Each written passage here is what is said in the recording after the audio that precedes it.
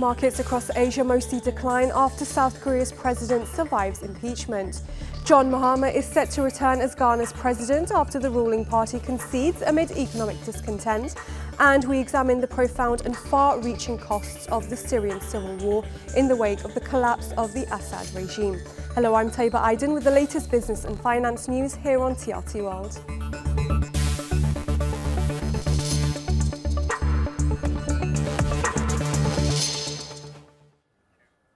Asian shares have struggled with a slide in South Korea on Monday. The week ahead will see central bank meetings that could see borrowing costs take a step lower.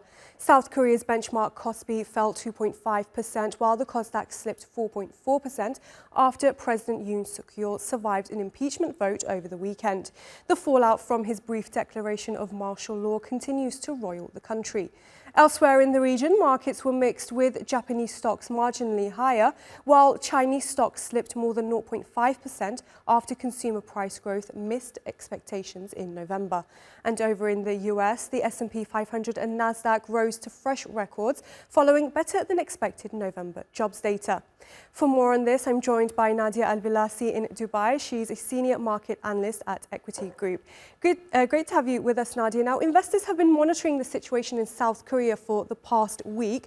What's continuing to dampen investor sentiment? Good morning, Tthe. Yes, the imposition of the martial law was truly shocking. There has been a bit of protests in the country as well. The South Korean won has been at its lowest by 10% so far this year.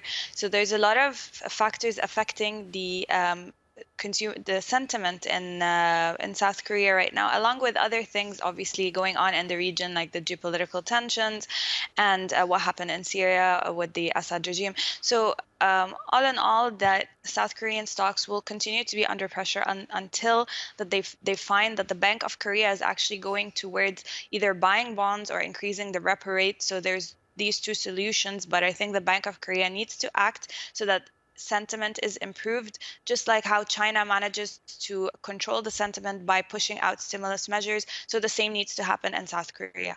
And how will prolonged political turmoil in the country impact its already sluggish economy?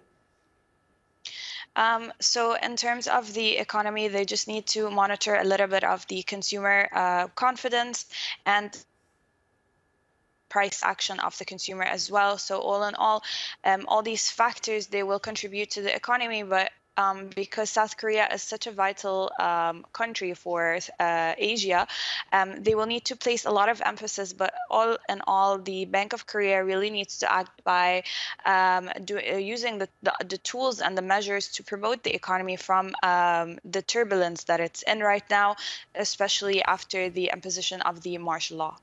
And it's not a very pretty picture over in China either. How is the slowdown in CPI impacting Beijing's recovery efforts? So I think for the past few months, we've been seeing a downward trajectory when it comes to the Chinese consumer price inflation.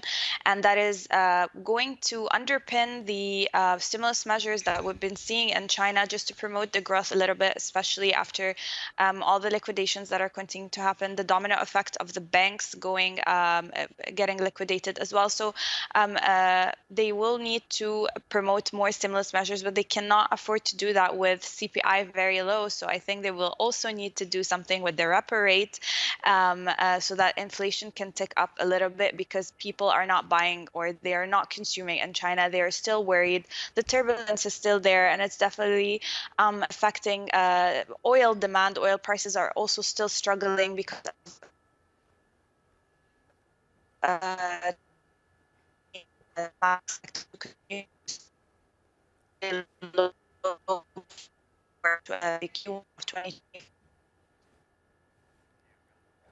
All right, Nadia, we will have to leave it there. I think we lost you. Thank you very much for joining us. Moving on now, whether they've been up all night or waking up to the news, Syrians are celebrating the fall of decades of dictatorship. As the Syrian resistance captured the capital Damascus, Bashar al-Assad fled the country, taking refuge in Moscow. Christina Simic reports. The end of a ruthless regime, the only one many Syrians have known. For 53 years, the Assad family has ruled. Now they are no more. How do you feel now? Assad is gone. Happy! happy. Allah with us, Allah with anyone. This is a victory for Syria. This is a victory of national unity. We are united and cohesive people. Today, our joy is great for the Syrian people, especially the displaced. The regime has been overthrown, along with the state security branch and Air Force intelligence. Praise be to God, we have triumphed over the tyrant Bashar.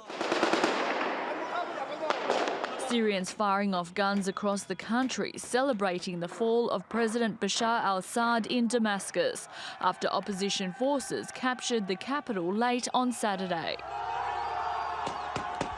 A statue of his father destroyed, symbolising the dictatorship, is dead. We thank God after we were able to liberate the city of Damascus and have toppled the dictator Bashar al-Assad. All detainees have been released from the regime's presence. We call on fighters and citizens to preserve the state public properties of the free Syrian state. Long live all Syrians. It comes after a week of fast-paced advancement across Syria to Damascus by the resistance. The Assad regime Prime Minister says he is ready to support the transition of power. Any leadership chosen by the Syrian people, we are ready to cooperate with it, providing all possible facilities to ensure a smooth transfer of various government files. Music to the ears of Syrians across the globe who are now free and happy to return home. Christina Simic, TRT World. The civil war has reshaped the country's socio-economic landscape, leaving deep scars on its population and infrastructure. Away from its borders, there lies the daily struggles of displaced families, vulnerable children and overwhelmed host countries. Syria's plight calls for unified global action to rebuild, restore and provide hope. Let's begin with the economy, or what's left of it. The war has reduced the country's GDP to less than 49% of its 2010 level. Infrastructure damage alone has reached $117 billion, while exports have plummeted by 92% from $8.7 billion in 2010 to just $700 million in 2018. The number of displaced is huge. More than 6.9 million Syrians are internally displaced, with 5.6 million refugees abroad. This is the largest displacement crisis since World War II, straining global resources. Host countries like Turkey, Lebanon and Jordan carry the largest burden by far. And the impact on children has been catastrophic. Nearly 13,000 Syrian children have died since the war began. 82% of recruited child soldiers have been involved in combat roles. 2 million children are out of school due to destroyed educational facilities, jeopardizing the future generation's prospects. More than 70% of hospitals in Syria are non-functional or repurposed for military use. The healthcare crisis has left 12 million people without access to essential services. Mortality rates are rising due to the lack of medical resources and supplies.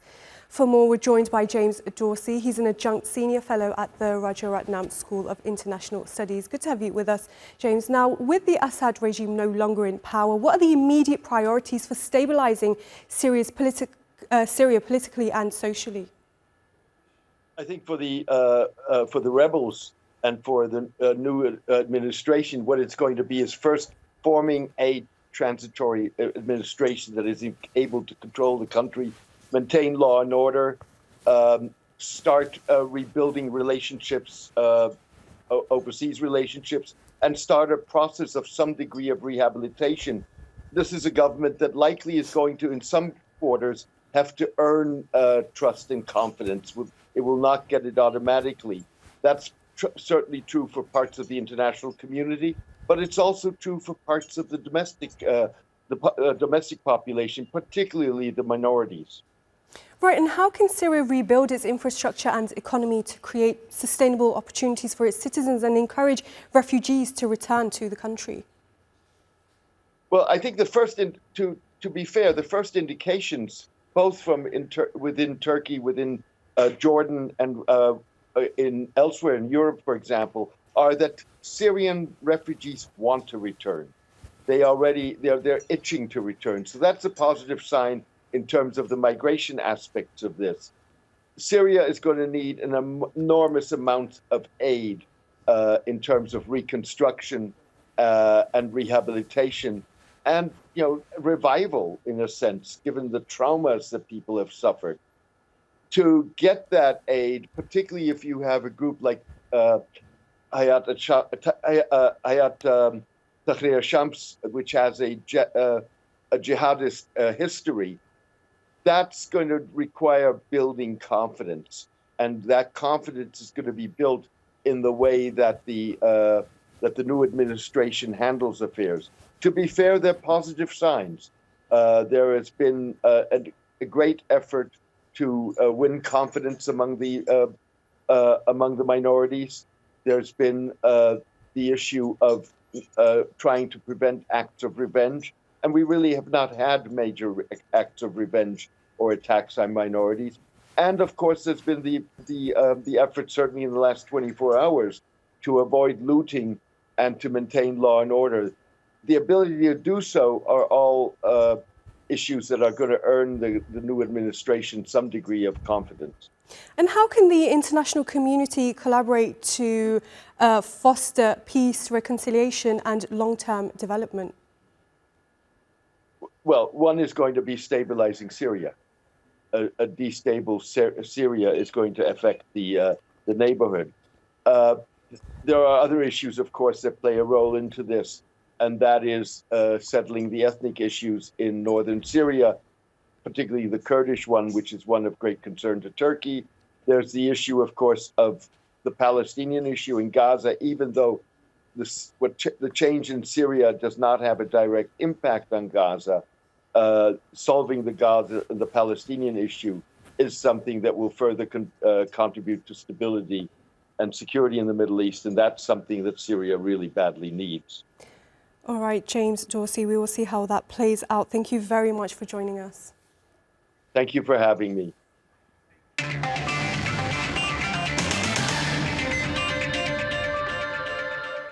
Now, a quick look at some of the other top business stories from around the world.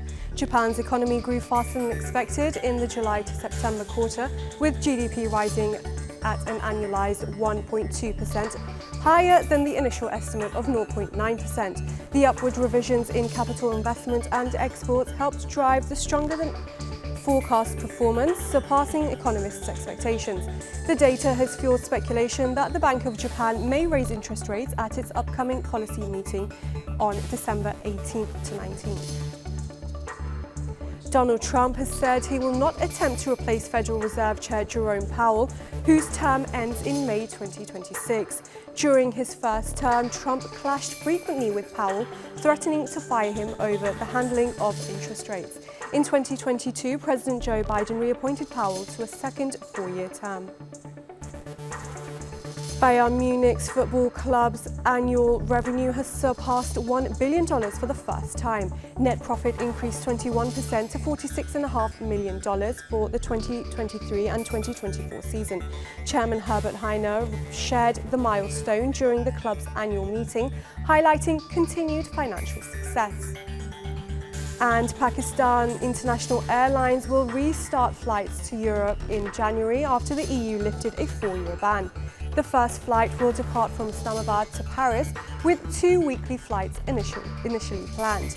The airline faced a ban in 2020 following a deadly crash and a pilot license scandal. Meanwhile, officials hope the EU clearance will boost the airline's appeal to potential buyers. The ruling New Patriotic Party has conceded defeat, indicating the opposition National Democratic Congress has secured a landslide victory in both the presidential and parliamentary elections. Grace Courier-Kanja has the details.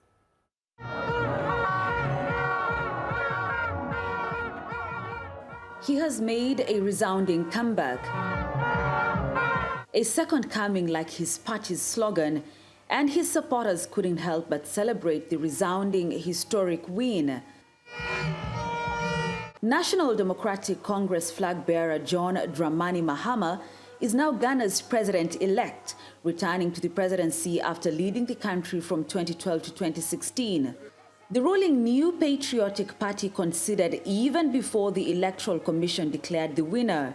Ghana is more important than our individual political ambitions, and we must always put Ghana first.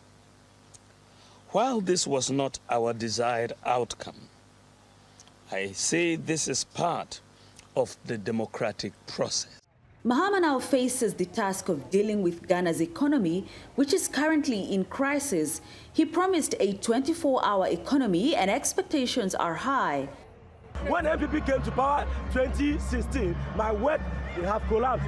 But now I understand and I know that my party, NDC, is a peace-loving party, and NDC has come to redeem Ghana, reset Ghana. Ghana is good and everybody can enjoy now. 25% of Ghana's population want unemployment addressed, and urgently. Corruption, education reforms, and illegal gold mining are other major issues. They've used illegal gold mining to destroy all our water bodies, and water is life. How can you live without water? Mahama will solve this issue. Knowing all too well how it feels to lose, Mahama and his party want to make sure they stay popular this time round. He's coming in to rescue Ghana from the mess that we are in. The other is that the economy that has been in shambles is going to rectify that particular economy. The people of Ghana have spoken loudly so, and the ruling party has acknowledged their choice. It is now time for a reset as promised by President-elect John Dramani Mahama. What these people want now is action, as it is clear that Africa's political landscape has shifted. Grace Kuriakanta, TRT World, Accra, Ghana. More and more Indonesians are falling prey to human trafficking, tricked into working for online scam syndicates across Southeast Asia and parts of the Middle East. Those who have escaped this ordeal shed light on this disturbing trend, where victims are exploited and forced into grueling work. The names featured in the following report have been altered to protect their identities. Danielle Neri has the story. When Budi left Indonesia for Cambodia, there were high hopes for the job that waited for him. When I arrived there, I was told to read a script. I thought, what kind of a script is this? It turned out that we were asked to work as scammers, to do online scamming. My first task was to search for potential victims. We looked at computer screens from morning to night without breaks. Even if we could, the only break was maybe only for minutes. So we could naturally feel sleepy. But if we showed any signs of sleepiness, we were immediately electroshocked with a stick or even beaten.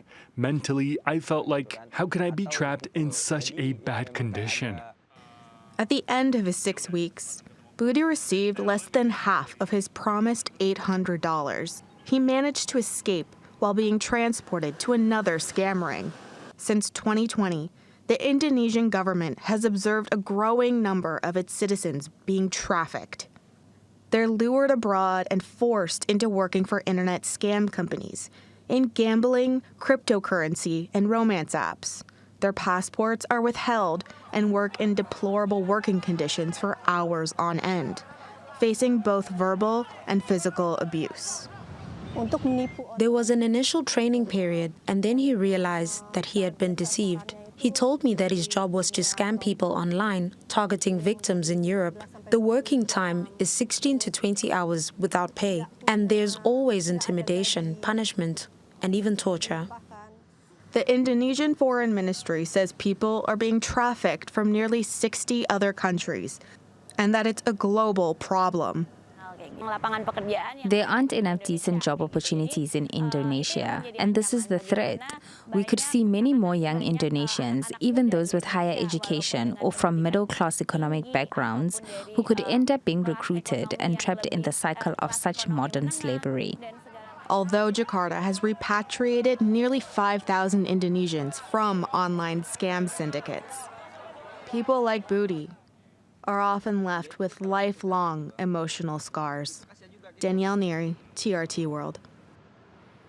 A massive manhunt is underway in New York City for the masked gunman who fatally shot a high-profile executive of the largest health insurance company in the US. Police are asking for the public's help and have put up a $10,000 reward for information. Our correspondent Frank Uciado has more details on the police investigation.